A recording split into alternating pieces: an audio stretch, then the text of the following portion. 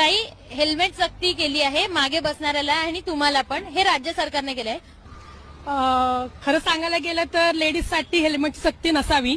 कारण लेडीज ही दैनिक जीवनामध्ये खूप धावपळीचं तिचं जीवन असतं. तिला सकाळी उठल्यापासून संध्याकाळी तिचं जीवन हे खूप हलकीचं असतं.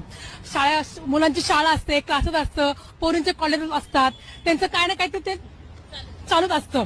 तर माझं असं म्हणणं आहे की लेडीजला सोडून जे लोकांना सक्ती दिली हेल्मेटची तरी चालेल. कारण लेडीजच्या मागे प्रपंच भरपूर आहे. आता कधी पण बघायला गेलं कुठल्या पण सिग्नलला कोणी पण जातं आणि प्रत्येक ठिकाणी लेडीजला कळत नाही की सिग्नल लवकर लागलाय का थांबलाय.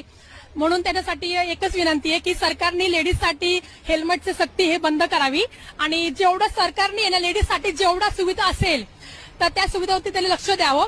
लेडीजसाठी काय काय लागतं तुम्ही सांगा. आज लेडी खाली जीवन जगताय, आज त्यांचं हात पोटावरती आहे, ती कुठं कुठं लक्ष देणार. आपलं प्रपंच, नवरा, संसार, शाळा, कॉलेज, शिक्षण, त्यांचे किती किती चाललंय हालाचे जीवन. सरकारनं आता जे लाडकी बहीण योजना जी केलेली आहे ती लाडकी बहीण योजना 1500 रुपये दिलेले आहे. पण 1500 रुपये जीवन भागतंय का? 1500 मध्ये काय काय येणार आहे? लेडीज साठी हेल्मेट नकोच आहे. सेफ्टीसाठी हेल्मेट सक्ती करण्यात हेल्मेट ही सेफ्टीसाठी आहे पण लेडीज साठी नकोय. ती सक्तीची आहे पण हेल्मेट हे पुणेकरांसाठी नकोय.